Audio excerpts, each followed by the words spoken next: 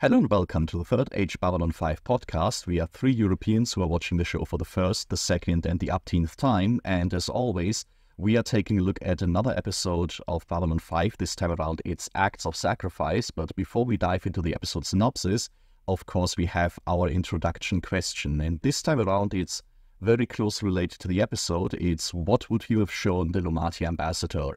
He comes to the station, he wants to get an idea of what humanity is about, both the positive and the negative. Maybe you, Layla, have something. Yes. My first idea of what I would like to show someone to get to know humanity would be something science related, and maybe I would really show them something historically. So, something that I've always been fascinated with would be that in the ancient world, like ancient Greek philosophers already figured out that the Earth is not flat, that the Earth has a round shape, and they also figured out that there have to be other continents just by calculations. They knew that America existed, although there was no endeavor ever to go across the ocean. And I think I would really like to show this early knowledge, just that humans have these huge brains that try to figure out stuff, and not ever just by a threat of staying alive, but just out of curiosity. And that through all the millennia that you can watch humanity through, you have these curious minds that figure out things that seem so incredible, especially when you look at their technological level or at their sources of knowledge. And I think that would also include some negative aspects, because although I would show them how early on we discovered knowledge as a civilization, we still have all of these debates going on and all of these long periods of times where cultures existed that neglected knowledge, that did not take care of it or questioned it. So I think it would basically show two coins of humanity right from the start, but it would show an aspect of humans that I find very inspirational. That's a pretty positive approach. Can we get something more balanced, maybe, Meike? I'm sorry, I have nothing balanced here. I have this negativity of today. No, I've found it rather interesting to see that they were interested in the negative aspect so strongly. And I mean, in the circumstances of B5 down below is certainly a good choice, or involuntarily choice from Ivanova there. But I was thinking, okay, not necessarily the worst, but something worse or bad in the sense of something not I want to say soft, that's wrong. That's dwelling on the surface and is rather constant in society. And what came to my mind was showing them people watching trash TV, because I think trash TV itself is, there is a reason it's called trash TV, but it's overall the reaction to this, because the people appearing there are reduced in a way that's so disgusting. I can't really find any proper words to describe this, but to me it feels more like a symptom that you see a moment of these people, maybe even the worst or one of the worst moments they had in hours, days, months maybe, because that's what's interesting to show, because it's like with a yellow press, sex, drugs and rock and roll, and that's what sells. And these people are reduced to this moment, and the people watching this are on the terms of, oh my gosh, these people are so horrible, and I'm so much better because I'm not like them. I think this is like a really horrible, constant symptom. I kind of feel like this will be something the Lumati would have liked, because this is like the inferior species, and it's the overall systematic of this kind of thinking. Yes, and it makes a lot of sense, because if you think about we cannot make a deeper analysis of trash TV here. But it could definitely be seen as a symptom of capitalism, what the Illuminati actually found super interesting. So I think that would really, really be impressive to them. What you use these inferior beings to eat for to keep people busy, to keep people occupied. It's great. I'm pretty sure the ambassador would have loved that. Yeah. And now I'm in love with the idea of getting like an episode of Babylon 5 where there's a camera crew running through down below trying to make like a reality TV show about Babylon 5. That would be pretty hilarious.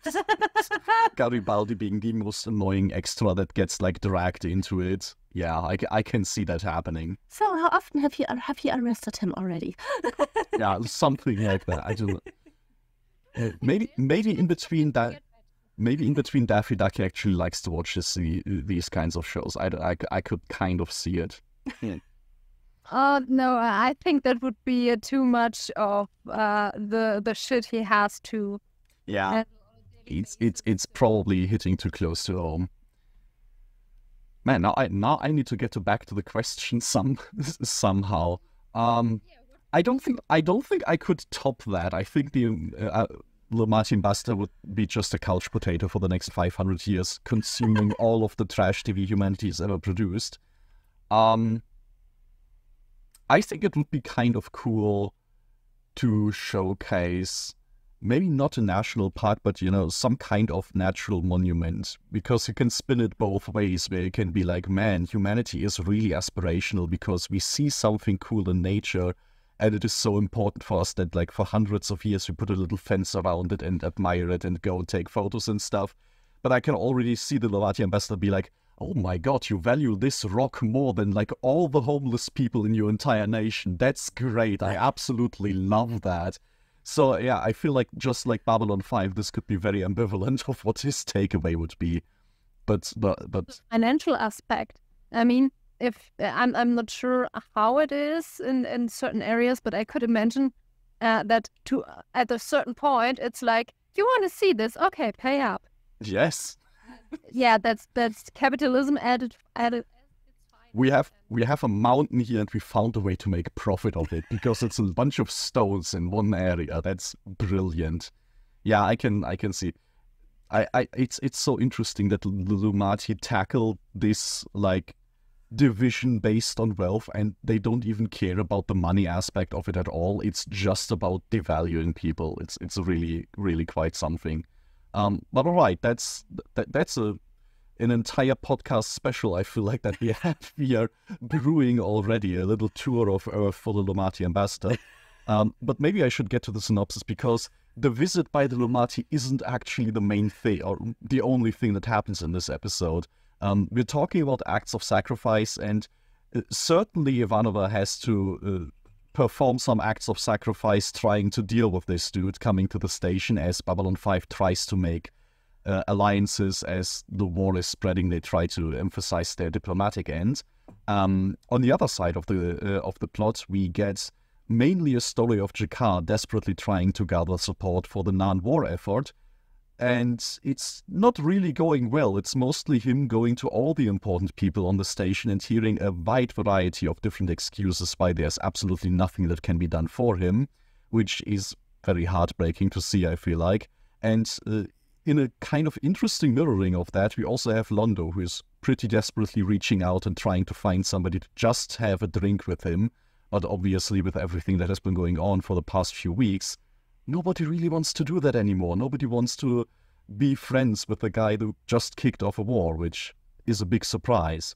So everything is kind of in a moody situation, and I'm very interested what first impressions look like on this episode. I really have to focus here because, I'm afraid I might mix it up with the next episode. I mean, what I was really, really happy is we have not talked back. Yes, we were watching this and we were pointing at the screen. This is gonna make Meike so happy. Yes, and she is finally back. And I think she had a really nice moment saving the day again. I mean, it's just a small thing, but technically it's a small thing. Practically, not really. But yeah, that was what made me really happy. The closer it gets to the whole Lunati plot, it felt for me a bit again like a car crash. I didn't really want to watch it. It was I didn't feel comfortable with this. I don't know how you come up with ideas like this.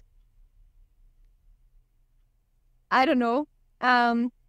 But overall, I really loved the whole thing from Jakar's side, the desperation and also his willingness to act in any way to help his people. That was really, really awesome to see. And it was also good that for me that seeing Londo having problems with his actions, because he was going in this with big strides, like nothing can touch me. I'm doing the most awesome thing. And now he's realizing, damn it, I'm in a position where I do not want to be, because technically I'm all alone now. Yeah, he's having a really bad time, which I would feel very bad for if not literally anybody else in this episode has more serious problems to deal with. But no, I completely agree. This is an episode that really hits home for showing the immediate aftermath of this conflict breaking out now, not for the world at large, we got that in the past 3 episodes a bit, but for the characters actually, and seeing just how much stress they are under. I mean, right down to the fact that Ivanova is going so hard on this Lumati plot because she is legitimately very concerned about doing a good job at that, which is kind of neat to see. Although, yeah, if you ask me how do you come up with some of these ideas, I don't have good answers for you. All I can tell you is that for as long as I know this episode exists, it's been controversial in that regard. Like, this isn't just an age thing. Even people in the 90s were looking at that and thinking, that is not a normal thing to write. The only acceptable answer I could come up with is that JMS had a list with themes, like, and every time he didn't know what to do, he was like, okay, give me a dice, we throw it, and then we're looking at what the whole thing is going at. That's the only acceptable answer I can come up with. He's probably lost a bet to someone here. Now, if I remember correctly, there might have been even some discussions with Claudia Christian, who was playing Ivanova, that she would have liked to have some more involved scenes and maybe some more comedy. I don't imagine this is exactly what she had in mind, but, you know, she does get to play a big part in this episode at least, so that's something. But, Layla, you probably also have some first impressions on this one. Yes. I mean, about the whole resolution of the Lunati plot, we have to talk in detail. But in general, the idea of these people I really like and enjoy each time, because for me it feels like a very natural situation that you would expect on a space station at Babylon 5, that you have these new species visiting and you show them around, and then of course they start to discover down below and these other things. I think that's just something that you would expect to happen. And just the what they take away from it and how they twist our concept of capitalism, and it makes a strong comment on capitalism, as I learned to understand it while I researched its history and tried to understand how the system works that we live in. So I really like this comment it makes on capitalism and this comparison of capitalism and fascism, because historically it has the same roots. So I think that's a rather nice idea. About the execution, how it's executed, of course we can talk, but I really like the idea behind that and this comparison. So there, I'm a fan of that plot. I didn't say I'm a fan of Ivanova's scenes in the end, in general, but I'm a fan of this whole idea, definitely. And the other thing, I mean, the bigger plot with Jakar and the whole conflict that is going on feels to me like a summary of season 2. It feels to me like this basic mood season 2 is in. It shows where the universe is standing at the moment, and summarizes this basic feeling that we kind of try to go on with our day-to-day lives as good as we can. And if you are not, you basically can't. and everything's just kind of trying to function around it, but this is just always cooking up and there, and you try to have normal daily life, normal decisions, normal moments in the Zocalo or whatever on the station, while if you look into the right corner, you have this absolute desperation of this war going on. This feels to me always like living here in Central Europe, and you look a few kilometers east and you look at Ukraine, and you're kind of wondering how you go from day to day. And that's really how season 2 feels to me. So I think that is a wonderful episode to sum that up. It is one that, when I just read the title, it doesn't jump out at me as one of the big episodes of the season. But I think, like you say, as a summary of things, it really encapsulates the essence of what the big turn of season 2 kind of has brought about. So, yeah, I mean, we are now a little over the midway point of this season, so we will have to see how much this balance continues and how much it's gonna slip further into terribleness and shadows, as the title suggests. We have these. I'm sorry. No, go ahead. That if you look at the red at the beginning of this episode, it's really setting strongly the mood with this battle between the Narns and the Centauri going after Narn civilists, and the Narns really heroically try to save what they can by sacrificing their own lives. That's a really tough thing to start an episode with, and gives off the overall feeling of Jakar especially, but overall the situation, the universe. And I mean, if you mention that, maybe we can immediately start on that plot line, because I think this is a pretty significant scene. Correct me if I'm wrong, but I believe this is also the first time we actually see the Narn and the Centauri properly fighting. Up to this point, it's always been Londo's associates doing the fighting, and then the Centauri kind of sweep in. And we've been talking in the past discussions about the fact that, yeah, that is probably not a very peaceful takeover that happens there, but then it is definitely a choice to say, okay, we show you the first proper battle between these two since they are at war, but this isn't a heroic, their warriors are fighting against each other and it's this honorable combat. No, it's immediately, yeah, it's a battlefield, there's civilians there that are being hunted down. It's immediately like pointing the camera at the losses of everything. And of course, this is sort of the linchpin of Jakar's efforts, right? He tries to use this as an example of why the Narn, who are now in the defensive, who are trying and failing to protect their civilians, need aid from anybody they can. So maybe we can talk a little bit about this plot and the different stations that Jakar goes through, and yeah, basically all the different reasons that he's being told why there can't be really any help for them. Yeah, overall, he's starting with with showing them the video, the same thing that we as watchers of the show see in the beginning, and it really sets off everyone watching it. I'm not sure. I think it was Ivanova, it was Sheridan, both Gary Bolly present. I'm not sure about that. I'm not entirely sure. But at least the first two were there, and the faces say it all, because it's so settling for them, and already Sheridan knows it's not a simple thing to do, but at least he's still trying to get something out of this. I think that is a pretty decent summary of that. It's as much as this is an episode about Jakar's struggle to try and call for help in some way, we also see like all the different hoops that Sheridan has to jump through trying to organize something, and it is made especially difficult.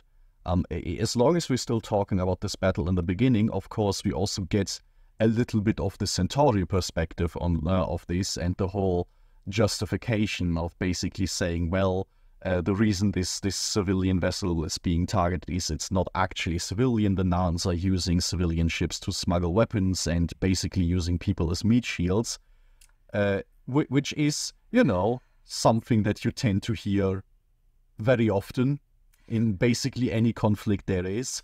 Yes, but I think if you look at an aggressor, and in this case, I would see the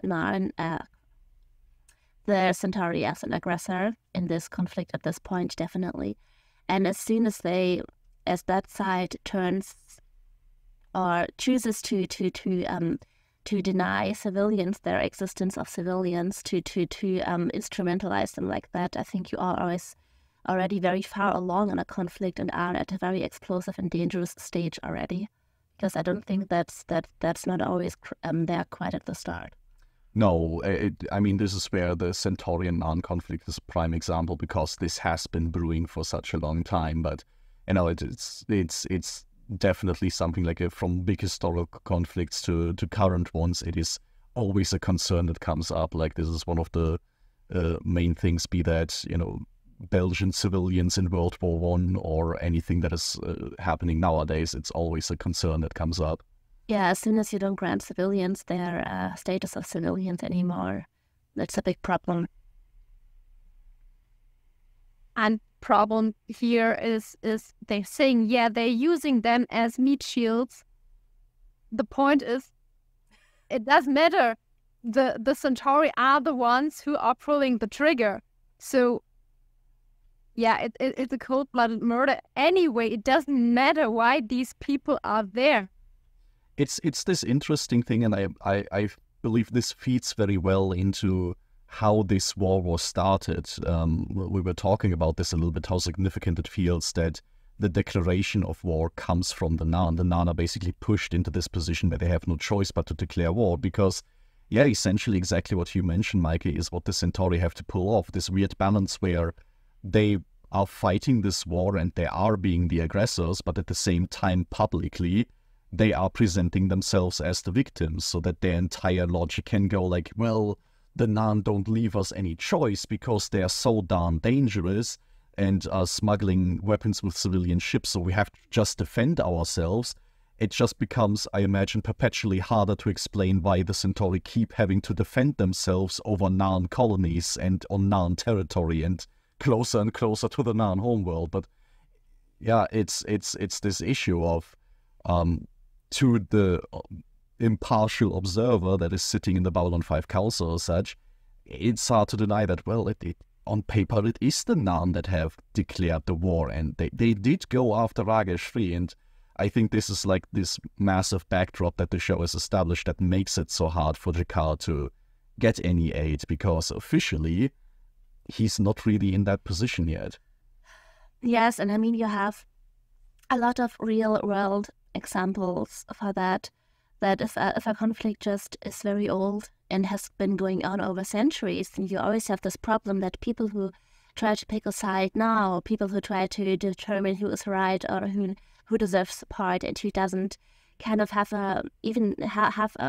based on their personal experience and on the conflict, how they have seen it evolve through their lifetime, they can, if they are old enough, maybe look at a few decades and what lies in the past, and it's always difficult on where to draw the line. Do you go centuries back? Do you go back millennia? It's very difficult to determine. And then you are in some conflicts at some point, at a point where one side has become so extreme that you can always say, yeah, well, they're terrorists, we have to do something about them, and that's what makes it so frustrating.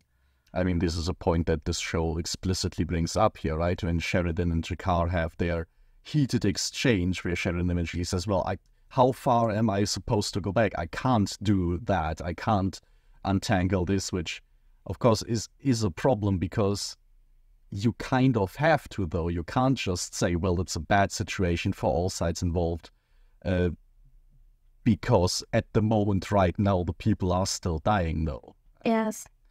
I mean, maybe that leads too far. No, someone else can say something. Sorry. No, I was just thinking of an example that's maybe not super actual, but I don't know, maybe we don't need that. I mean, the overall idea of a conflict that exists for so long, if you say, yeah, it's so long, we have to go back so much in time to understand this conflict, this is too much. It's like an excuse to not deal with this. Yeah. No, I can't make a decision here because it's so complex.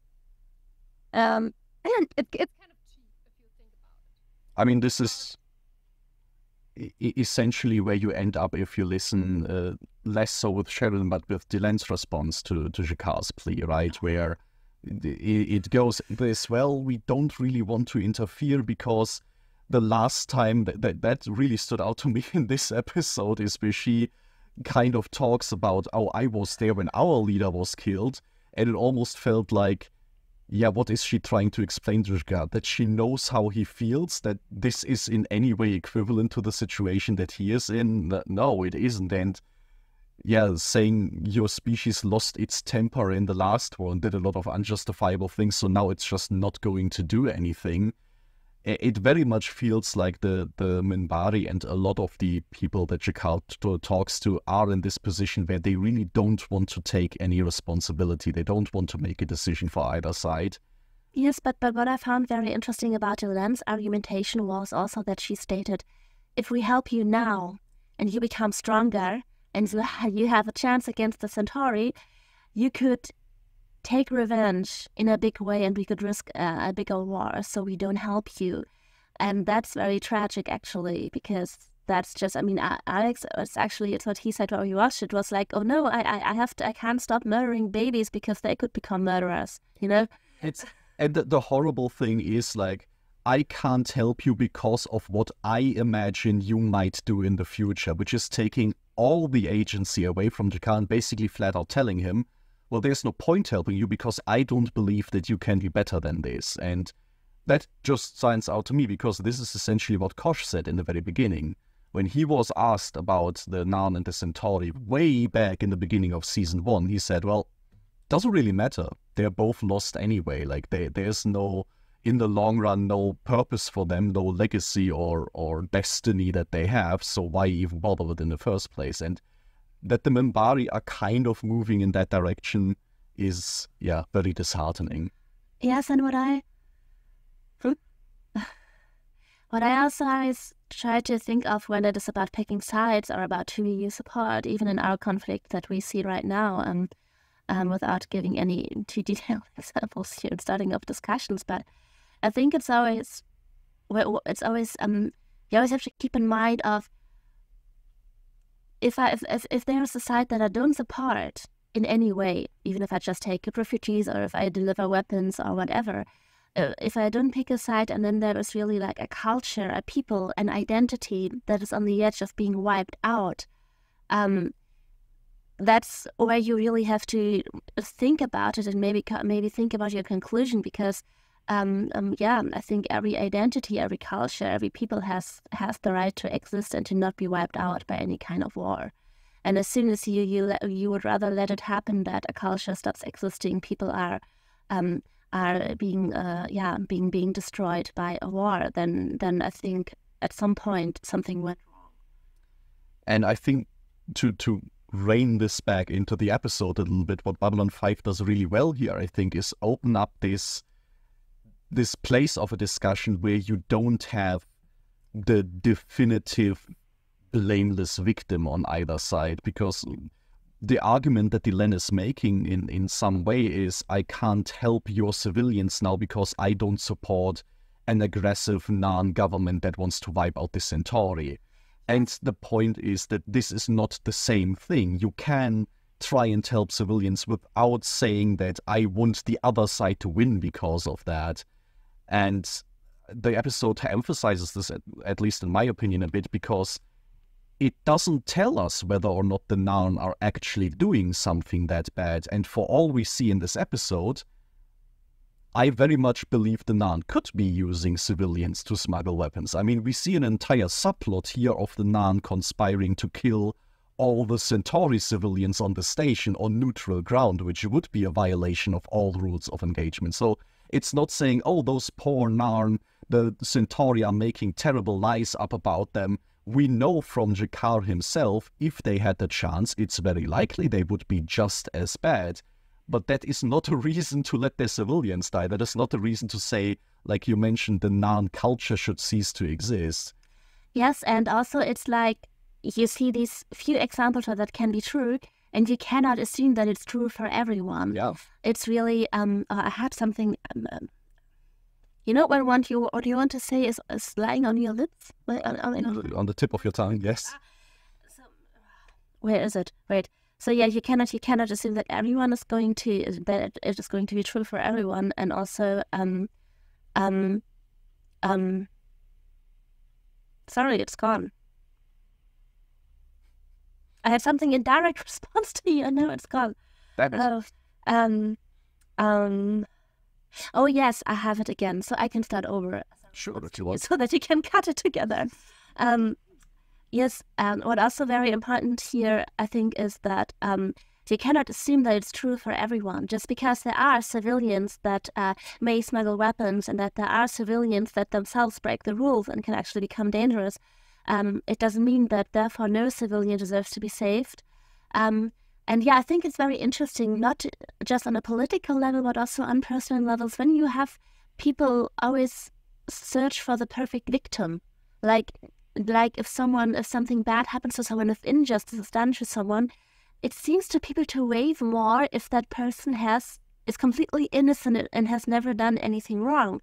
And yeah, and that here really shows that I mean, I don't want to say that characters actually make this calculation, but you can just, go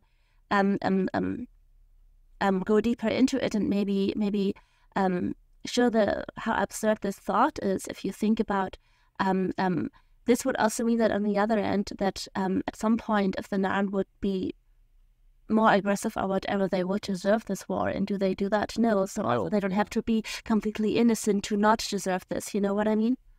Yeah, it tries to create this extreme black and white image, and we see that this doesn't work. And I think this is one of the many ways where this conflict works so well here, because we have spent almost an entire season with the Narn very much being in a powerful and aggressive position, so that it's now well established that it can swing both ways. But Meike, we've been talking a lot. Do you want to intersect at any point here?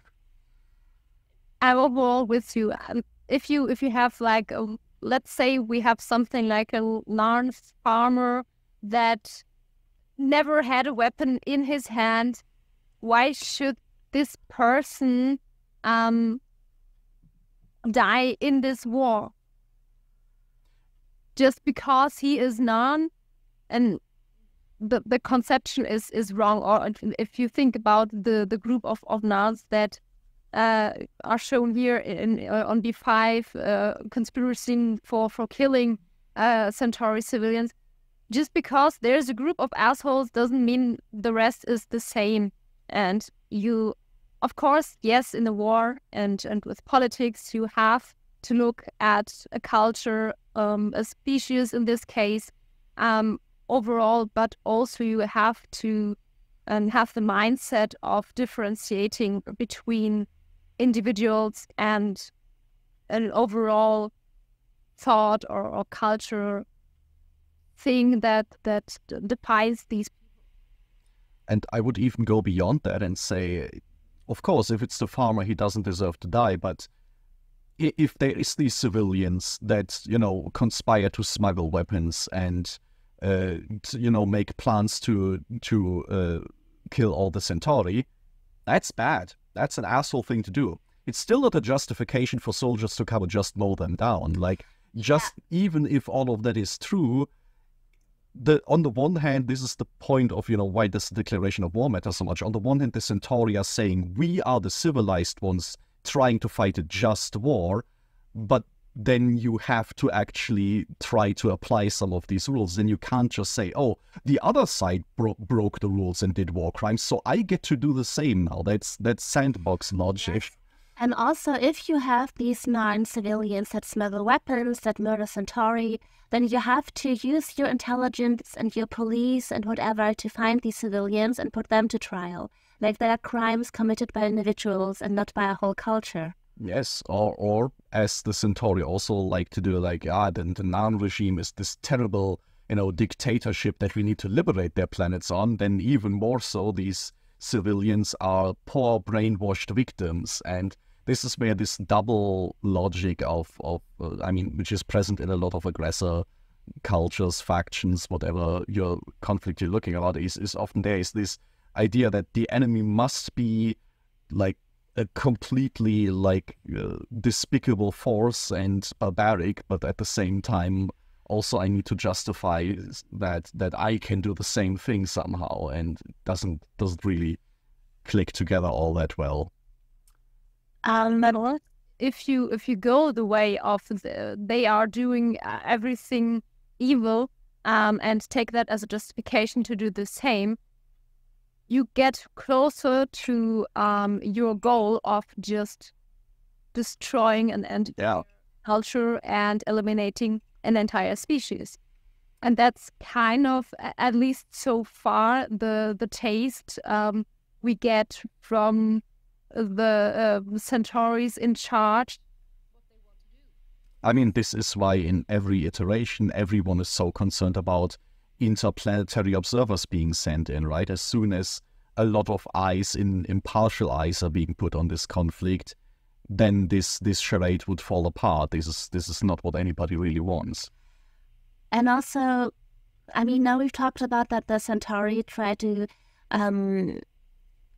view themselves as the civilized one because they did not declare the war, but every war declaration is a response to something.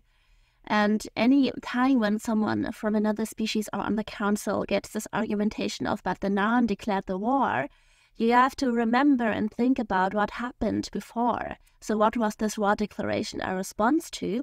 And then also ask yourself, in what kind of situation would the Narn government and the Narn people be if all of these attacks happened and they did not declare the war? Yeah, What's the alternative? This is the problem where, Sheridan's logic of saying, I can't go back looking at history at who started it, really falls apart, because this is exactly what the Centauri want. They want to say, the history doesn't matter, look at the present, they declared war on us. It doesn't matter what happened before.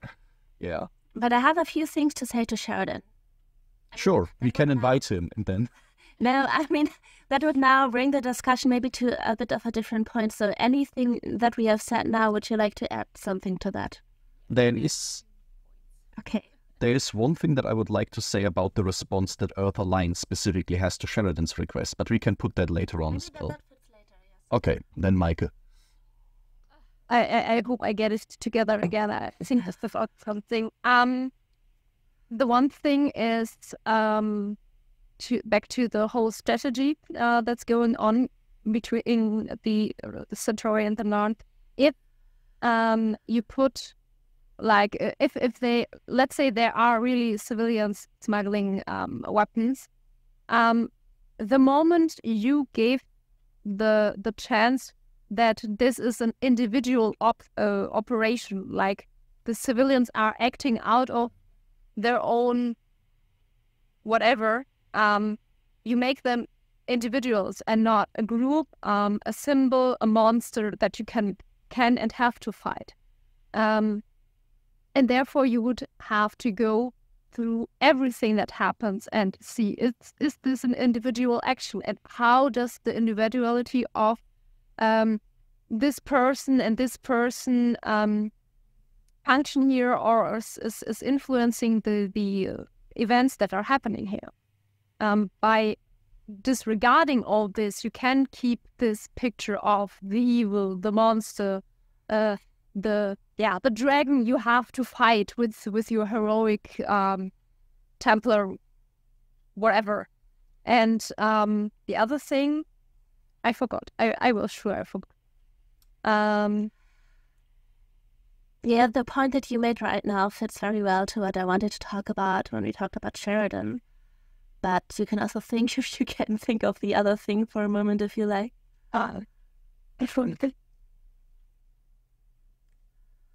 Maybe it's coming back later, so just go ahead if it's perfect transition to your point. Yes, because I think we are now for the second time already at the point that we think Sheridan's kind of tough on the Narn and on Jakar. And I think that maybe this is just, I mean, I don't want to spoil anything, but as you assume, probably we see Sheridan also evolving with the situation because he's our commander now and we see him in this job. And I think this shows maybe very well his starting point as this Earth Alliance commander coming to the station And I think in many situations we see him just having these opinions that you have when you grow up on Earth, and he more and more adapts to the situation. And I feel like in these situations where he is very tough on Jakar, we see him at the beginning of a development, and we have to question or have to watch and be patient with where does he go? How does all of this change him? Because I think that the argumentation that Sheridan himself gives is one that I also often see in real life, maybe especially with people from Central or Western Europe or the West in general, that say at some point we have to stop, that we cannot search history through the centuries or the millennia at some to determine who's right or wrong. We just have to, we want peace and we have to get there. That's an argumentation you get a lot. And also just this, I think, because this conflict is so big and overwhelming, that that it feels impossible or so huge to actually start searching and to actually understand 500 years of history to see where the turning points would have been. So it's actually the first time I watched this, his reactions didn't seem so tough and so unusual to me, because I felt like, from my very personal experience, I get a lot of people who react to recent crises like that, who just want to make this cut, who just want to say, stop, we have to find a constructive solution, and cannot look back so far. So it did not surprise me that much. But I think it's a start point of a development, because he's really at a point where he can start more and more understand and can explore more and more history and can really develop into new ways. I think... Sorry. I hope that this kind of development is something that reaches over to the other ambassadors. At least it feels a bit like it's flowing over to Dylan a bit. And now I get to the second point I forgot earlier. Because so far we got presented the information that most attacks, most kills are happening on non-territory. Which means, of course, it's just little pieces that we get, but since we just get these ones, we can assume that they are representatory for the situation. And this clearly shows the Narn, even though they declared a war, are the ones that are getting attacked. So technically, it's not to say, yeah, they declared war. Of course, they are at fault here or whatever. You can't really, that's not a nonsense argumentation, because it's their ground, the fighting is happening. So the declaration, the war declaration, was just their way of opening their doors for actions. Because if they wouldn't have done that, they would be sitting ducks. Absolutely. I just also think this is where it becomes so hairy that we've learned about Ragesh 3 and all these other places that they have been contested for so long, and both sides are claiming that. So you get in this situation that you have in places like the Ukraine war or such, where both sides will be saying, well, but that's our territory, though. It always has been, and we are just defending our own soil, like on both sides of it. And then you get exactly in the same situation, like, okay, then maybe we should open a history book once or in a while and figure out maybe which claim is more legitimate than the others. Yes. If we talk about Sheridan's outlook here, though, apart from, hoping for personal development there, and I don't think it's a spoiler to say that, yeah, as years go on, he might change opinions or not, or, go back and forth. But he's probably going to do some thinking about his view on history. I also think that he is a pretty good representation of Earth Alliance at large right now, because it is very easy to say, let's look not at 500 years of history, if you yourself don't have that. Earth Alliance has this beautiful luxury of basically having a blank slate with everyone, because it's only been on the galactic stage for so long, and so then it's very easy to be in this position and saying, well, why should we unravel all this history that we weren't even a part of? Yes, and that is. Can I give an actual example of where I had a similar discussion once? Sure. Because I think Ukraine is kind of a painful topic because it's so very, very present in each day. But when the Ukraine war started, we looked into Chechnya, for example, and that's a bit longer ago. But then I mean, I had once had a conversation about that with my mother, who was alive when the first war in Chechnya after the collapse of the Soviet Union started, and witnessed that kind of. But because all of these cultures were behind the Iron Curtain, she had no connection to it. She could really not understand that there were people that were not Russians behind the Iron Curtain, basically. I even have problems explaining to her why being Polish, where my family half comes from my other, being Polish, why that is a different thing than being Russian. And then when not even that level is there, it's totally difficult to, of course, look into the Caucasus region, but it's so necessary to see that as the result of the Chechen war, we had there, of course, a problem with radicalization, with Islamist terrorists. That is all true. But even if you go back 200 years and you read Russian classics from the 17th, 18th century, you find these conflicts of people living in Grozny, in the in the capital, not wanting to be Russians. And when it is so old, I think it is something that we have to keep in mind and that we have to explore when we look at such a war. And I don't want to blame anyone for not wanting to explore that or not being interested. I think that it's just, in general, a big challenge because you grow up in a world when the map is set in a certain way, and that can change. And then you have to be open to completely new cultures and stories. Yeah. It's one. Here is that people still think that their opinion is relevant. And I mean, the ordinary person, like, I don't know, my neighbor who is working, I don't know, somewhere in a, I don't know, like a florist shop. Yeah, something one day that has nothing to do with this or with decisions made is, of course, you're allowed to have an opinion. You just can't have the mindset of that your everyday opinion is important, especially in the contrast of I don't want to inform myself about the history.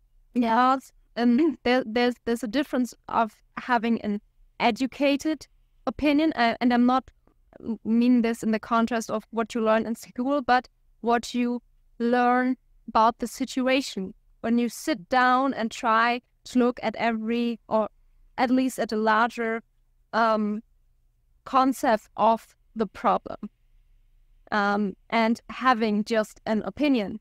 Yeah, and an opinion is like the weather is shitty, or having like this conflict is problematic because X, Y, and Z. On the other hand, if all of these people inform themselves and find an opinion, and we find in a very urgent situation something we agree on, and we organize a protest, and we are a voice that is so loud that it's being heard, that can make a big difference. I mean, in the early weeks of the war, the big peace protests actually shaped our reaction to it, because people demanded actions against Russia, and people just were loud and were visible. And I think that can matter if there is this momentum, definitely. And another thing that, that's the important point, that the people have this educated opinion.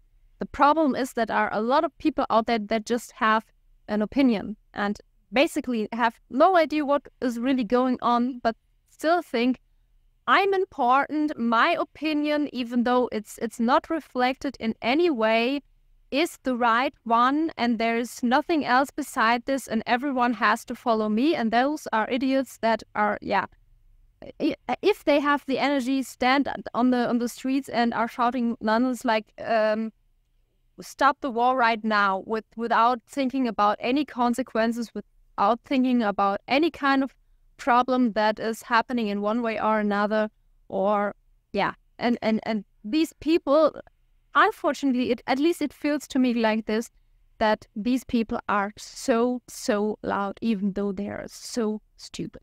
Yes, that's true. It's a big difference. But in the beginning, we asked for sanctions against Russia, and now there are people, I don't care about the consequences, just stop the war. It's so easy. Yeah, that's a big difference. It's where you start having to walk this balance, right? On the one hand, yes, we want to look at history. It's not useful to just disregard it. On the other hand, if you turn every issue into something where you say, oh, it is so complicated that you have to educate yourself on it to a very high degree, then it very easily becomes this hurdle that nobody is going to be willing to take. And then you start getting into this trouble. Do you want to have a discussion that is then guided by just self-proclaimed experts that sway people to their opinion? So it's on the other hand, you can also have very principle-based views on things. Like if we go back to the episode, to some degree, there's absolutely also a valid way of saying, well, the circumstances, the history and such isn't all that important to me. Killing the civilians is probably a bad thing. So maybe let's talk about that. And it's the balanced walk between the opinion without knowledge and the educated one, at least having an informed. Yes. And an awareness of that, right? And also a bit of common sense, because I think you can also study and inform yourself and be highly educated, but lose your common sense at some point.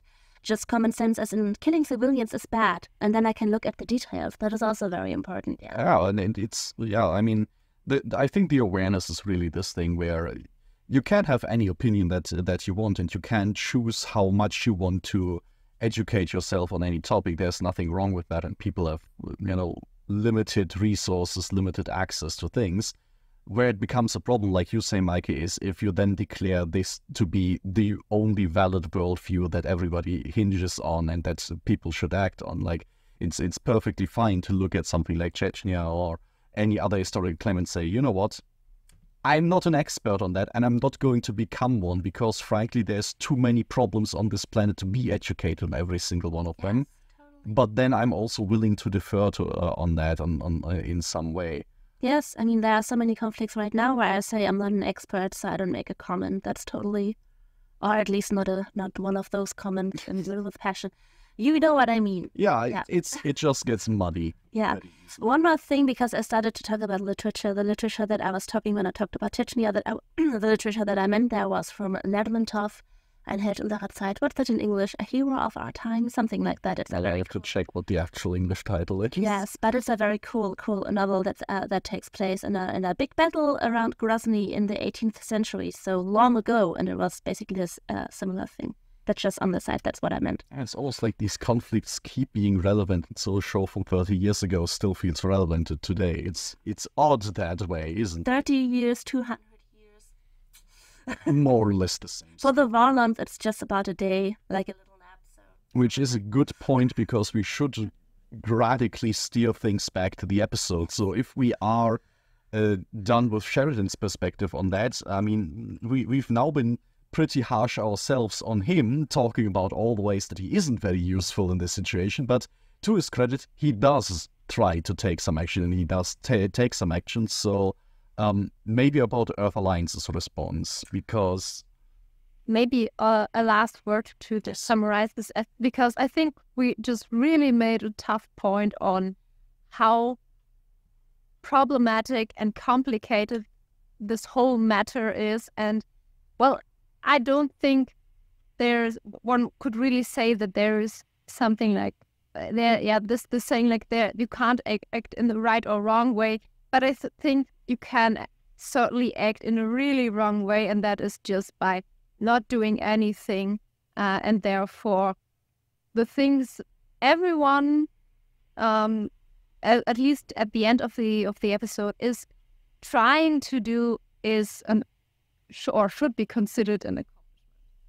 Yes, This is something... I think that's very important. The situation is so chaotic and ambivalent, but some things are really completely wrong.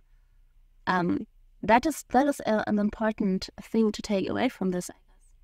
It is, although the rationale at the end, doing something is better than nothing, is still something that I would like to talk about when we get to Jakar's end of this story, because I have some potentially controversial opinions on that. But yeah, Earth Alliance has its own stance apart from Sheridan's on that, which is just another occasion where I think it's very fun to have a show that has a little bit of a cohesion behind it in its world, because having the senator explain to Sheridan very calmly why unfortunately, Earth Alliance isn't in a position to make such a huge investment and get involved in all the affairs of other species right now.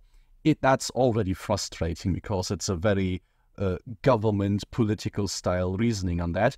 But I think it gets even more frustrating if just 2 weeks ago there were 25,000 soldiers sent into some random alien civil war with a full-blown military campaign there. So it just gives us even more this contrast, and it's even more frustrating because we know Jakar also know this. He was on the station when Earth Alliance was conducting an entire military campaign on behalf of some random government of aliens.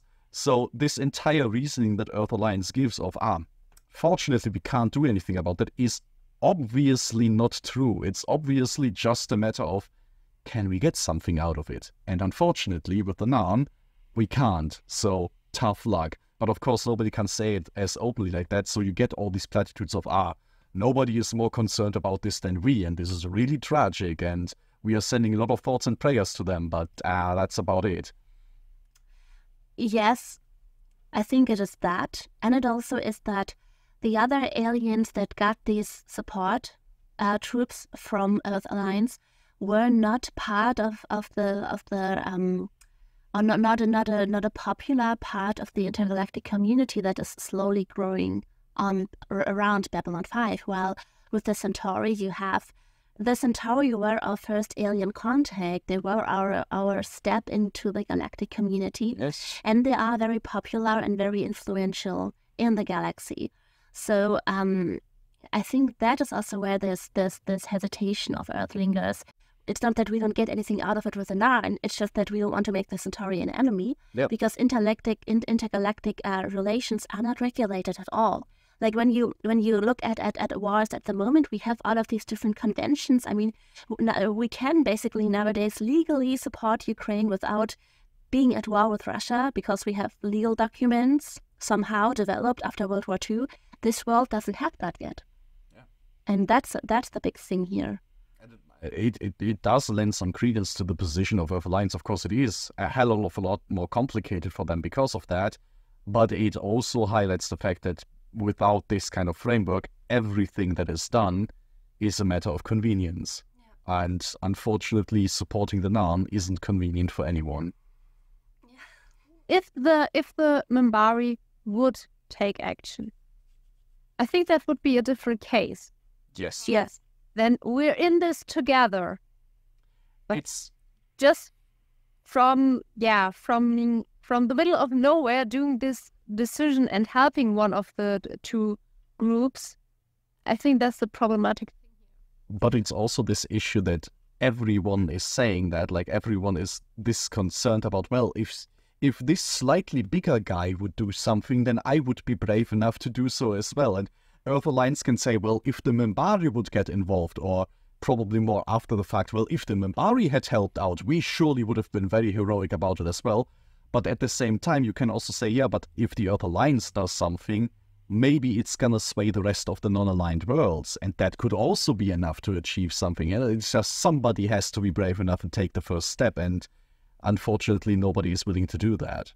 Yes, and I mean, especially because we know that the Centauri do not want to fight the Minbari. I think they warned humans not to get into a clash with them. That would weigh a lot if the Minbari did something. And I mean, we already talked about Dylan, but now that we even put it onto this point that the bigger guys would have to start something so that others would follow. And I mean, what Dylan definitely, also a point that Dylan makes here, maybe we have already said that, but I would like to point that out again, is that if she supports the Narn and they are not being wiped out or destroyed, she is confronted with this thing that their whole mindset, and that is something that matters a lot to Minbari, their mindset of what shape your culture, your philosophy. And their whole philosophy, their whole religion, their whole culture has been shaped by this conflict. And it's not their fault. I think you can say it's not their fault that they grew up in this culture that has been shaped by this catastrophe individually. But for the Minbari, it's the fact that this is what influenced them the most. And so they kind of accept to not help them for something individually they have no responsibility for. And I think that's very, very heavy. I think In this way, Dylan is really a good example of what we were talking about a little bit earlier. You can be both completely ignorant of a situation and do the worst possible thing, or like Dylan, you can be extremely educated to the point where you have successfully overthought yourself in a position where you can justify any point of action, including nothing. I think with her, it's very much this idea of, oh no, I've studied the Narn history, I am aware of everything, and in my infinite wisdom I have concluded, tough luck, there's nothing I can do for you because you can't be saved, you're too far gone. Yeah. And what I would like to know here is, since Dylan is from the religious caste, what would have happened if we had someone from the warrior caste here as an ambassador? I want to see the discussion between G'Kar and Neroon, because I am 100% convinced Neroon would have just found 12 battleships to help and then said, I'm on the Grey Council now, I will explain this to Dylan later. This is not a problem, here you go. Just absolutely annihilate them. They would have been so happy. It would have been fantastic. Give G'Kar Neroon's private number. But I mean, legitimately, this is this thing where I love Dylan, and especially in the peacetime that we had up to this point, she is absolutely the correct influence to have on the station. Neroon has been nothing but antagonistic up to this point. But I can see where Neroon would be very effective in this situation, why he is somebody that the Minbari might want to have on the Grey Council, because legitimately, I do believe he is somebody who would not be as hesitant, who would be taking action, and who could be also a very driving force for the Minbari as a whole to get off their damn chair and do anything, and be someone who leads a little bit the way in this galactic community, which is very much looking to a leader right now. So absolutely, that would have been an amazing, amazing alternate timeline. Yeah, maybe this is the point to talk about the action that Sheridan and Dylan are taking in the end, how they are actually helping the Narn. Before we do that, can we quickly go to the other half of the Narn plot, because that just happens before? Yes. Do you want to? Or, I mean, this would fit so well, we can also discuss that later. Okay, then let's stick with the resolution first. Yeah. Because I don't know, my interpretation here would be that finding this solution to do at least something for civilians behind the back of Earth government is, I think, a starting point for a development that we see in Sheridan.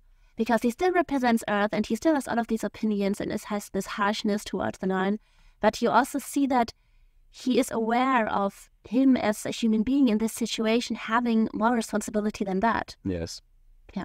It is a little bit funny to me, because on the one hand, I completely agree with your point, but if I put myself in the position of G'Kar and realizing, oh my God, the best thing Sheridan could achieve was a step in the right direction, not for me, but for his own character development, I would also have the same nervous breakdown as G'Kar has at the end of this episode, where it's... And I'm not even saying this is the best that he could have achieved, but I think we see something starting here. Yes, I think, to give a more serious response, I think it still feels very apt for G'Kar to realize just how many steps it's going to take, how far along this situation is, and how far behind the response to it. And I mean, his laughter in the end, his desperate laughter, I felt that to my very core, because, yeah, of course he's grateful and thankful and someone is doing something, but the situation is just so far ahead that, yeah. Yeah, this is why I made this comment on he's doing something better than nothing, which is kind of the rationale that Dylan and Sheridan give him. And I thought about it, and I feel like G'Kar must look at this like, you've been in a car crash and somebody starts handing out bubblegum. Like, sure, it's a nice gesture, but it's not really doing anything. It's not really better than nothing. Because, especially like he says, this is all supposed to be in secret. So it really is just about how Sheridan and Dylan develop in the right direction. But for G'Kar, this gives nothing. No. This ships a bunch of civilians to another colony where they then get conquered 12 days later. That's not really any help. And And it's not even a symbol for something because it's exactly. It's not leverage. It won't raise hope. Yeah. So it's still, they're still officially in the same situation than before. Maybe you have 100 men that didn't die because of that in the end. And that's it. Yeah, and I mean, this is relevant. I'm sorry.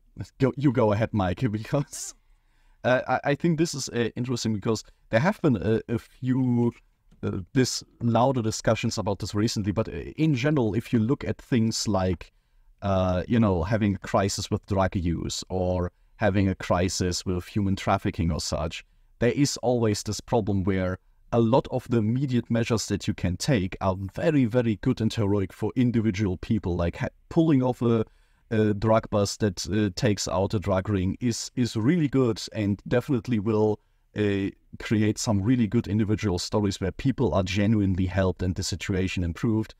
But it doesn't matter how many of these you do, if you don't tackle the source of the problem, the crisis is never going to go away. And this is a little bit the same situation where Jakar is now in, where it's great that you can smuggle out a bunch of civilians, but that is never going to stop the fact that the Nan are being currently wiped out in a war, or at least being put under incredible pressure. So it is something that genuinely helps individual people, but it won't ever, like, no matter how much of it you do, it won't ever actually solve a problem. Yes, but of course, you then also have to see that it can be the start of something. And it's super frustrating when you are there right now and you see your people die right in that moment. So I definitely see why Jakar cannot see it like that, because he shouldn't. He's not in the situation. But I think it can move something in the long run if you have someone like Sheridan, who before that only represented Earth Force and now has these two aspects. He has this secret operation because he felt responsible to start it. And he still represents a government that he has to hide that from. And it's similar for Delenn, I guess. So I think it can still be the start of big changes. And some overall, it's the same systematic with NGOs. Of course, it won't solve the general problem, but it is something. It is a start. And if one starts, the next come in. And even, of course, this is not that simple in this situation because no one officially knows. But also, like Sheridan says himself, it's a start. So take what you can, or you won't get anything at all. And we're talking about the potential for future character development in Sheridan. I think for Jakar, this is already a showcase, if not development for his character, then it's certainly showing us a side of his character that we've not seen so much, that in this moment, with all the desperation and all the justification for his viewpoint he is just swallowing all of that down, saying yes and please and thank you, and taking this and running with it, even though we see he turns a corner that absolutely destroys him. This is pretty much the worst case scenario for him, but he manages to, not burn any bridges and keep this opportunity open, even if at this moment he can't possibly see how any of these changes might happen in time for it to actually matter.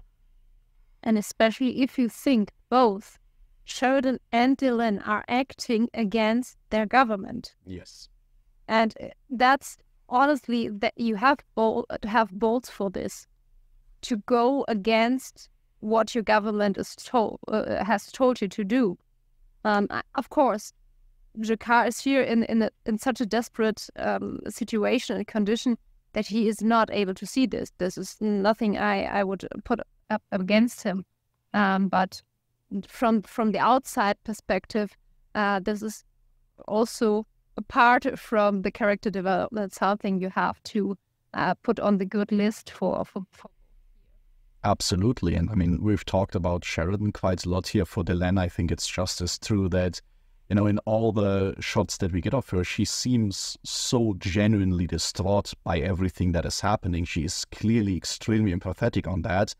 And I have to imagine it's also weighing on her that she knows now, if I hadn't gone through my transformation, if I hadn't put myself at risk so much for the prophecy and such, I might still be on the Grey Council. I might have a lot more sway and a lot more resources. She even mentions this in this episode because of everything, every stand that she is taking, she is now not a member of the Grey Council anymore and doesn't have the same resources. And from how emotionally involved in this that she is throughout this episode, you can imagine that this is also a terrible situation for her to be in, because she has to do these things that she believes are right, but it puts her in a weaker and weaker position to help in the immediate crisis that is happening, which is, quite horrible. And go over to the short with the car, fight plot with his little belly. I'm curious if we are even going to have a lot to talk about this. For me, it mainly just adds to his desperation that even his position as a representative of the Narn is more or less a personal one. Even the Narn don't believe that he can pull off what he's pulling off and are saying we should go into this alone. And I think it's genuinely very interesting for him to showcase this internal leadership. It's interesting to see that much of the Narn community on board, and him, having to wrangle all of this as if he didn't have enough problems on his plate. And as with all things, it shows us that the Narn aren't monolithic. And for me, the most important thing is that it shows us, we are rooting for Jakar. We are not necessarily rooting for all the Narn, because there are definitely ones that are not coming around to being very sympathetic people. Yes, and also that you don't have to root for all the Narn personally to still not want to have them wiped out. Yeah, I mean, this is exactly where it ties into the plot, so we already talked about that quite a bit. And of course, Natov saves the day. This is, I think, the most memorable part of it, right? That she still has Jakar's back through all of this. In that case, Lumati? Please, yes, that will be a lot more fun. I'm not sure about that. Let's see. As a framework, we established they're coming to B5 for alliance diplomatic things, and Ivanova has the lucky the lucky day of showing them around. Yes. We have two people, the I don't know what it's called, but the main figure of the Lunati and his spokesman. Yeah, maybe. I would call them the ambassador and his translator or something. Spokesman is actually pretty good. And well, I don't want to get in the rest. I mean, let's start with this first part. It's cool to see that Babylon 5 is still making contact with other people and that not everyone is part of the council yet. That's kind of neat. What I find most interesting about the Lumati is that they are yet another case of turbo space racists and yet another flavor of it. And I think Babylon 5 is really good at giving us the colorful rainbow of all the different ways that you can be extremely xenophobic and racist towards everyone else. We've had the Home Guard that's like this ideological mob mentality. We have Psychor that is all about genetic superiority and eugenics and the kind of pseudoscientific version of it. We have the people from Believers who are like dogmatic people that think they're the best because nobody else is mentioned in their Bible. And the Lumati stand out to me because out of all the space races that we've seen, I think they're weirdly genuine about their beliefs, where at least I was kind of surprised when eventually they actually start accepting Ivanova on the same level. Like usually if I have someone who's walking around, I can't talk to you because I'm so superior, I would imagine they will always warp their own ideas of the world around so that they are always the superior one. But here it's not more like, no, this guy has a genuine belief of what it means to be superior. And if he sees somebody else that fulfills those criteria, he's even happy to put himself in an equal or inferior position. He's just that into this entire idea. Yes, and I have to say that I find it written very well in that regard, at least. To just show that if you have this mindset or a culture that is built around being superior and about oppressing inferior people, races, species, whatever, and then you see our current execution of capitalism, just even if you don't want to criticize, if you just see what happens if you have capitalism as a system, as every system, it has its downsides. Nothing is perfect, and if you just see that, to then find that perfect, because suddenly you don't need other cultures, other planets, or whatever. You can just have this pyramid of superiority in a culture of its own.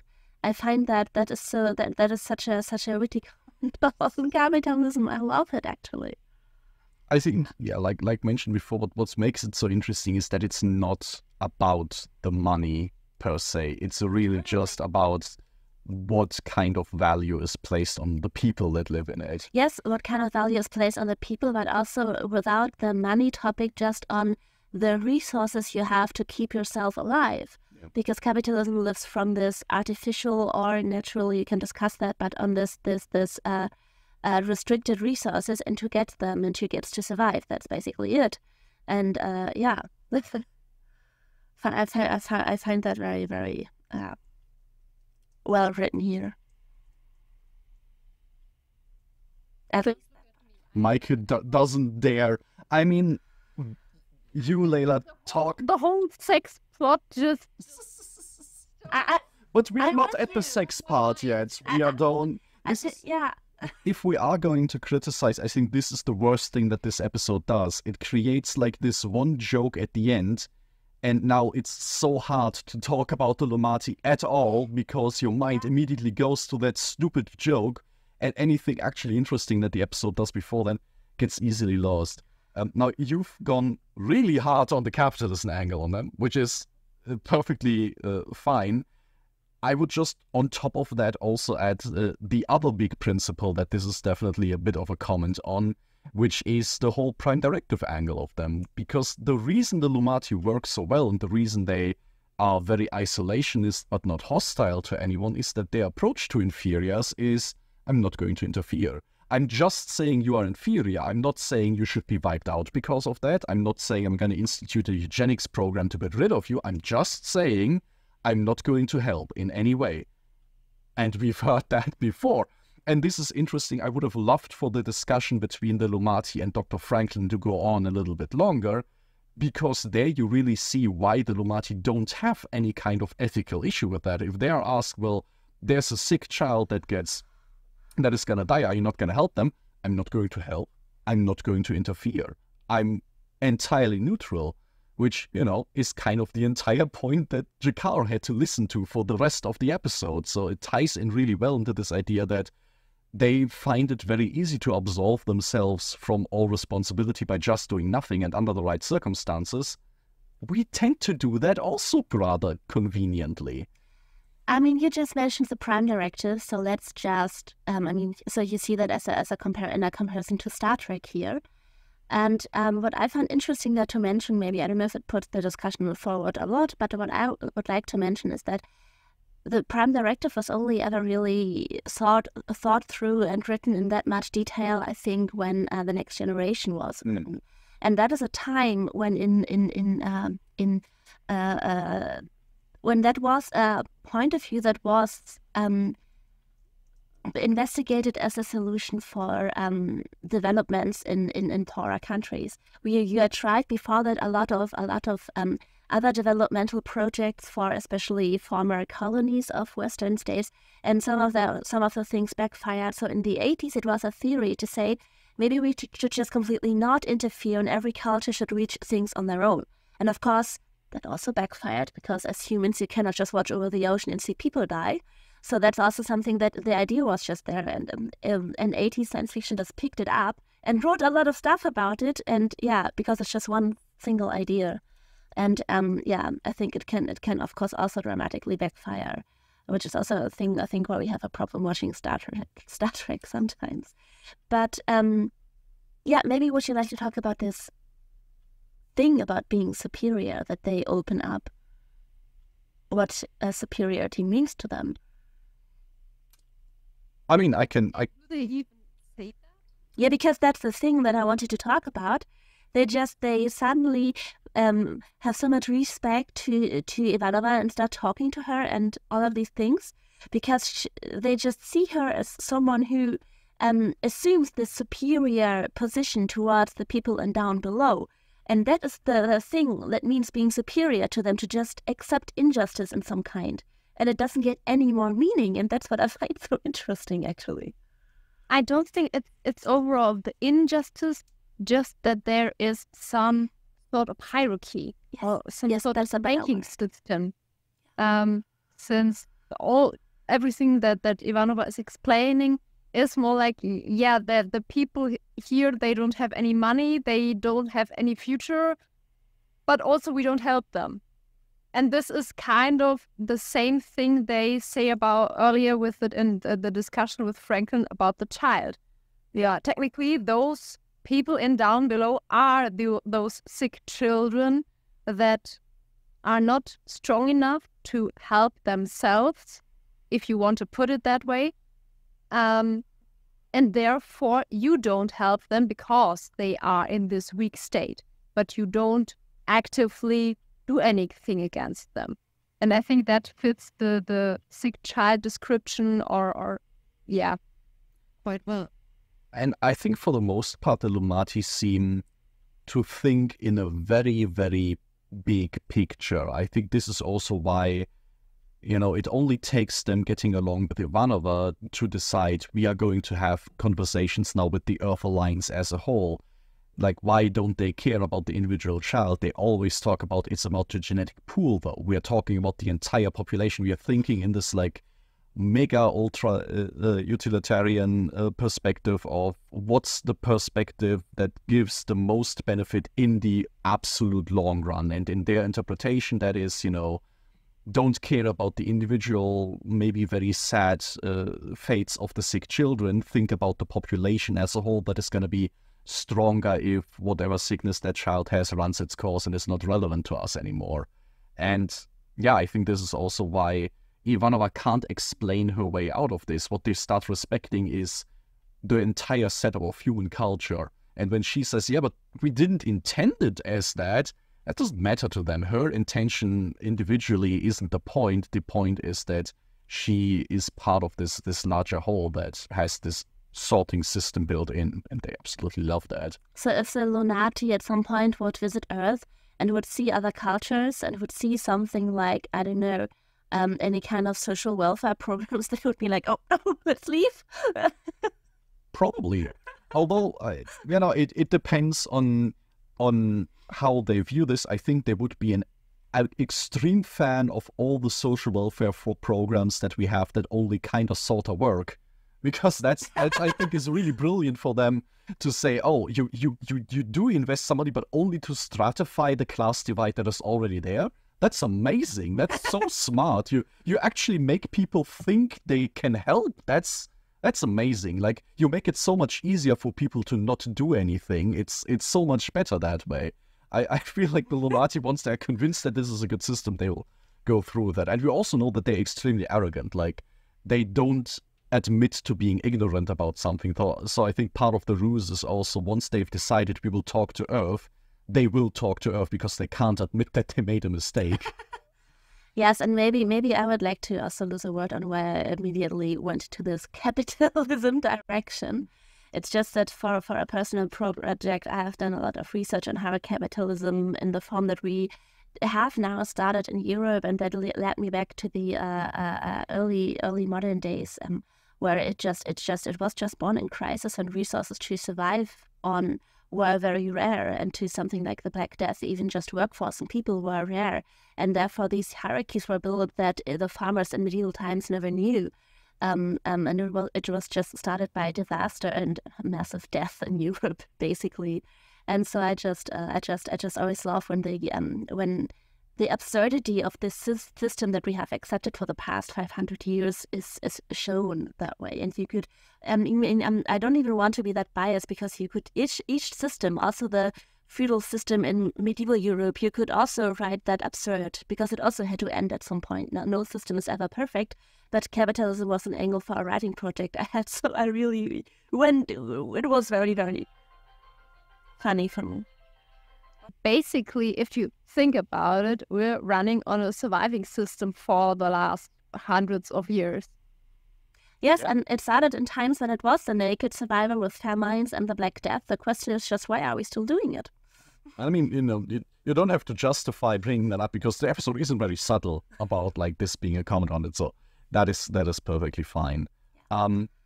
So now I've reserved about 45 minutes to talk about the sex scene. I think you're all very happy and fine about that. Now, I mean, we can get to this. There is one detail about it that I would like to mention. Everything else I will leave up to you how much you want to talk about it or not. But there's two details I want to mention. One is the ambassador just stealing Ivanova's panties, but that's fine. Yes, he just steals her clothes. he fiddles around with her like blue nightgown, and afterwards she picks it up and is like, there's a piece missing of this, and runs after him. So, you know, that happened. Yeah. Yeah, since I missed it, no comment. What I was thinking, this is a more humorous comment actually, but what I was just thinking a while ago before this record was that now this one Lunati ambassador knows what apparently human sex is like, and just assume that humans and Lunati will be in touch for a while and will make other deals, and then more Lunati will want to seal the deal with sex with humans, and now they have this super weird expectation of what that is like. That was just something that I found funny. I do like the idea that Ivanova has to file a report to Earth Central, so Earth Central knows what to do if this ever comes up again. That's actually quite funny. Well, the one thing that stands out to me that I'd like to mention is the spokesman, the translator, was totally in on it, right? Like he stays behind afterwards and is unusually happy. It's the only time he actually shows some agency and shakes Ivanova's hand. I'm pretty sure he knows exactly what she just pulled off and is very happy about that. And just the smallest little hint that this very lofty version of the Lumati that is constantly portrayed by the ambassador is only one side of the coin, and there are a lot of Lumati who very much understand how silly and absurd all of this is heartwarming to me. It gives me hope that their society actually isn't all that terrible, that there are a lot of people in there that are actually sensible. Yes, the spokesman is, it's almost gentleman-like how he's acting in the end. Yes, he's like... When he's going off this little laughter that's following him, yeah. I was like, well, yes, they aren't all idiots. God. But maybe back to the maybe a short side comment on the fun part. You said earlier that maybe because of the actress that she wanted to have some fun moments, more moments. Honestly, I think this is usually or not necessarily a good idea because from my experience for movie I know I'm swimming against the tide there, but I think it was the third movie from the Marvel series from Thor, where they said where it was that the main actor Chris Hemsworth was like, I want to make it more funny, more like a Guardians of the Galaxy, and I watched this third movie and I was like, this is horrible. This is really horrible. The critics were, this is so good. And I was like, did we watch the same movie? Because it totally made a break with the atmosphere and the characters so far that it felt really bad for me. And I think this is usually the problem if you try to implement this with so much force and in such a big way that you break what you built so far. And I really, really hope that this was just a one-time thing that possibly this didn't work out. It wasn't funny for me. I was just sitting here, please. Is it over? Could I look again? It was just embarrassing. Yeah. In a way, yeah. They have this nice word in German, Fremdschämen. Yeah, I don't know how to explain this, but yeah. It's like you look at something someone does and it embarrasses yourself as if yourself were doing it. On somebody else's behalf, yes. Yeah. I mean, maybe it was a lot more fun to film than it is to watch. I can believe that much, but yeah, not one of the brightest moments for any character involved. No, and I mean, yes, just that you brought up these Marvel movies, Meike, I have not seen one. I don't know, Alex is also not a fan. We're both not a fan of this kind of movies, and I think it comes also more through that we don't like these slapstick moments in general, so we definitely get you there. Then again, like you mentioned swimming against the stream, I think hating on Marvel movies is the new hobby of any like self-proclaimed film critic out there. So there's certainly also a lot of people that view it exactly the same way. I think we are in good company when it comes to that. Well, yes. At this point, we have to say, yeah, it's like milking a cow they know that gave them money so far. But I think at that point it was at the it felt like a bit of a breaking point when we start to get weaker.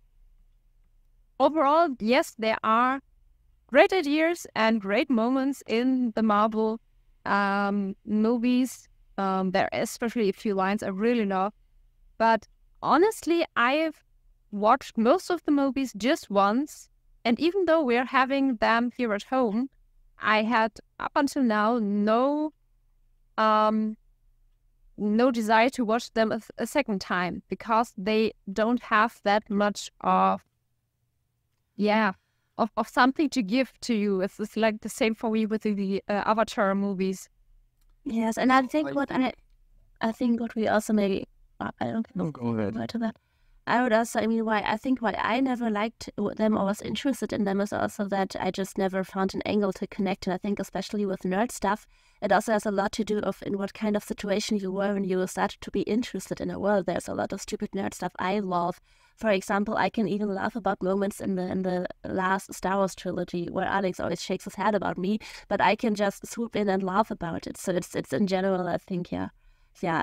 With nerd stuff, it's always has a matter of when were you in touch with it and when did you watch it first and things like that. And I can also mention, for me, it's very tragic because I think historically the idea of the superhero, especially how much of how it can be traced back to even Jewish folklore and stuff, is really interesting. Yes, totally. Still bullshit. I still have absolutely no connection point to that. No, but I've once had a discussion with a friend who had this connection point and explained to me the differences between the different superheroes, like historically how they developed in the first comics and before, and that was very, very touching. That really felt like why people got something from it. That is very touching. It's also still wrong. Still? No. But the more important thing is, I don't think we can use any of that because I think at the point where we are discussing a Babylon 5 scene by giving our comprehensive thoughts on the Marvel multiverse, I think we might have strayed too far from that. Yeah, tapestry. I'm completely out of the thematic. Yeah, that's my fault, but don't shoot me. That's violent and bad. For the last few episodes, we've been pretty slack with this, but we are trying to keep it back up. It's just a matter of pulling all of ourselves together on a regular basis and having the energy of keeping up with the tapestry. But we still want to follow this idea that Babylon 5 is held together by more than just the main plot, and so we try and trace all the little bits of connective tissue, all the little threads throughout the episodes. And I do think it is worthwhile mentioning a few of these here because this episode picks up on a lot of the little character-related details that are quite important. I mean, the entire side plot of this episode is Ivanova-centric because she's got her promotion, and there's still a continuation of her taking on more and more important roles. We've seen her deal with disputes between species that we've already met. Now she's facilitated first contact, more or less. So she is absolutely moving up in the world. And I think this bodes well for the future because especially if Sheridan is starting to move more and more, trying to subversively create help for Jakar and things like that, he has to rely on somebody else to run the station. And Ivanova is growing into that role, which I'm very happy to see. I wouldn't mind more main plots with her. Yeah, me neither, definitely. And I also, no, I shouldn't, no. This is your typical tapestry reaction. I'm glad to have that back. I mean, with other character-related stuff, I'm kind of interested to hear about this from you, Meike, because we do also get a bunch of Garibaldi-centric scenes. And part of that is that his love of drinks that are, as Molari puts it so beautifully, chemically inoffensive. This keeps popping up in this episode. And it has been, like, I think, a little more consistent in this season than it was before. So is this something that stood out to you at all? I really like this phrasing from Londo, though I have to say, no, it didn't stand out to me that much because at that moment, Londo just stole the show because I think this episode really showcases how his life, his constitution is taking a turn for the worse. Yes. We haven't talked about him at all in the main discussion. It's good that we do this here now because, yeah, I mean, his entire pact with the devil, so far, Morden and his associates have always delivered on what they wanted. And I think we are all still waiting for the shoe to drop, right? Like, what is the price going to be that Mr. Morden eventually asks for? But I think it already has turned into a bit of a Faustian bargain with a very ironic payoff where now Londo has all the power and all the friends he could ever need, but he is more alone than ever. And he even reflects on this in this episode that, yeah, this has backfired already completely. His star is rising and it's worse for him than ever. Yes, and I mean, in the first season, even in the first few episodes, we stated that Londo seems like someone who is so deep into his depression that some of his decisions are reckless, that he's so depressed that he just throws things around and doesn't think about it, basically, or doesn't take things seriously anymore because he's disconnected from the world because of all his disillusion. And I think here we see the full effect that has. To me, when I saw him trying to have a drink with a friend, and it didn't work anymore because of the war that he and his government had started, I had to think back of him in the first regular episode where he was drinking and he was yelling at Veer and said, "I'm a fool," and whatever. And to me, in these two scenes, it just showed him like a child that was not aware of consequences. And he is an adult, he could be aware of consequences, he just turned that off in this spiral of depression. And yeah, now we see him in this tragic endpoint of that spiral for now, I think.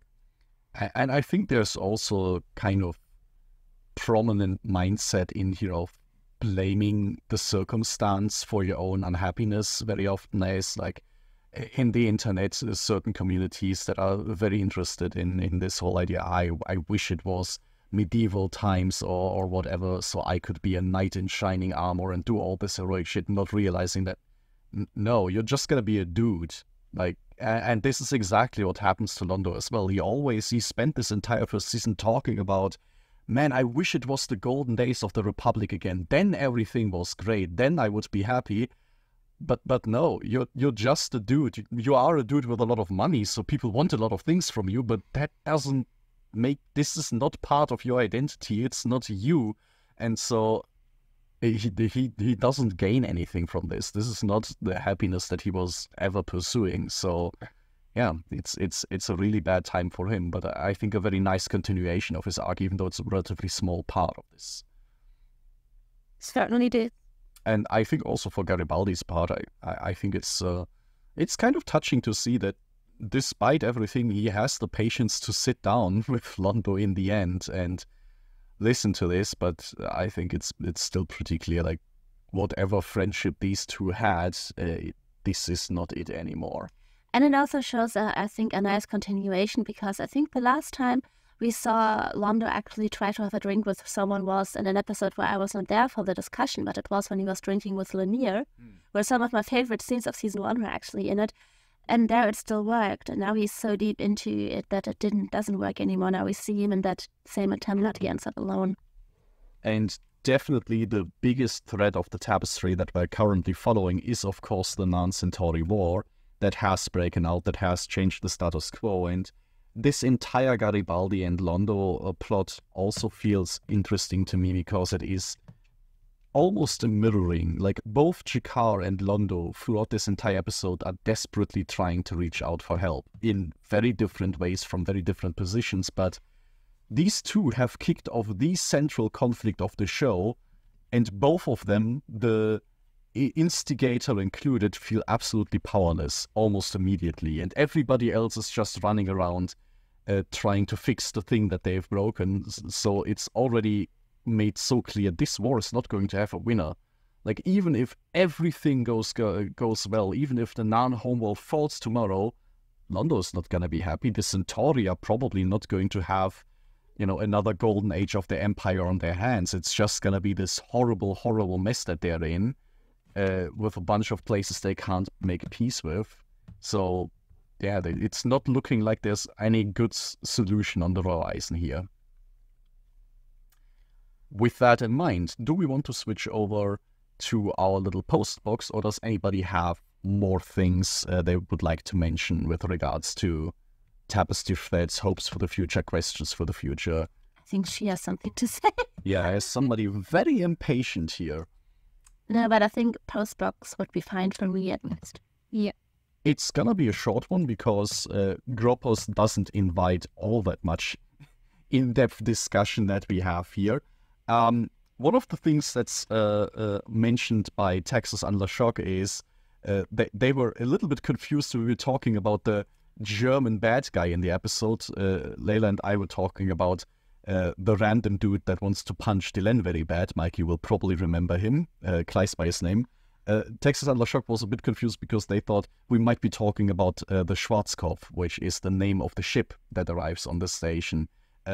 Which is a very German-sounding name. That is absolutely fun. For me, it's kind of fun because I think it's a shampoo brand. It's a shampoo something like that in Germany. But the historical reference is to General Norman Schwarzkopf, who was part of the coalition forces during Operation Desert Storm, which is relevant because we have people being sent into a desert fighting, which is exactly what happens in the episode as well. Why do we have a shampoo named after that? Because there are more people named Schwarzkopf than just the general, and I'm pretty sure... Yes, maybe also why we are so sure that Kleist also is a German name, and for English-speaking people that is not as obvious as Schwarzkopf, but Heinrich von Kleist is one of my favorite classical German writers. So there's what that name reminded me of. I love him very much. Yes. The writing. Then, of course, we also had a long and detailed comment by R.A. Klaus 3, as always. Also mentioning that Gropos is a fine episode, which I think is the sentiment throughout the entire community. It's fine. There are some good bits in here. But he mentions specifically that this is a good Franklin episode, which I completely agree with. It's a small part of the episode, but I do think his interactions with General Franklin are pretty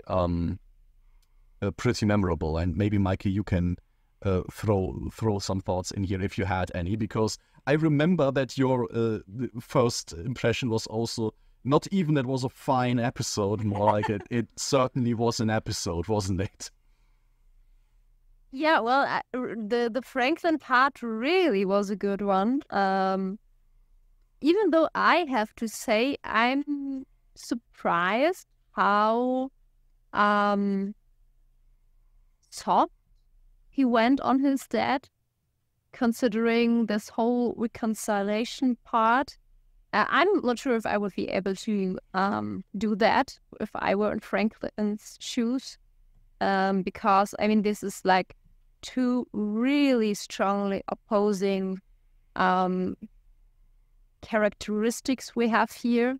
One is, taking life. The other is saving life. And I'm not sure. I think I wouldn't be able to do that. And I have to say, I was quite surprised to see that Franklin's dad survived, because this whole thing with Ivanova and talk to your dad because you don't know when it's too late. Of course, this is also all alleged, but it felt a bit like, okay, is he going to die? Is he going to die? And no, he didn't die, which is nice because it didn't fulfill my expectations. on the other hand, it's also, he's the general. Usually those are the ones who survive. That is a fair assumption to make. There is another part of this comment that I have a lot to talk about with Layla about, but you, Meike, can't be a part of that. But maybe it will jump out to you why this is a very cool little tidbit to hear. He writes that he does like General Franklin as a nice foil to his son, which is definitely true. And then brings up a quote by Robert E. Lee, the American Confederate general of the Civil War, who has like a very succinct quote of what it means to be a good soldier, which includes the willingness to sacrifice, in essence. I'm paraphrasing here a lot, of course. And yeah, I do think this is a pretty good way of summarizing Franklin's dad's character, somebody who is passionate and does love the army. He's a good leader in some respect, but also will go in there and accept the heavy losses if it's necessary. That's very much what we see in this episode. All right. I think this is gonna do it for us in this episode. So where can people find us? When did this become my part? Ever since you had the beautiful line that we are, Okay. I have the heart, you have the line. Okay. and I have the turning to you and asking for the outro. Okay, so I will do it. People can find us, of course, on YouTube, on Twitter, on Instagram, on Facebook, where we have our own discussion group. You can also find us on Mastodon, although I still haven't caught up there. We are the Third Age we are at Third Age Podcast everywhere. You can also find us everywhere where you can find podcasts, but of course here on YouTube we're the cutest because here you can see us. We hope you enjoyed the episode, and until the next time.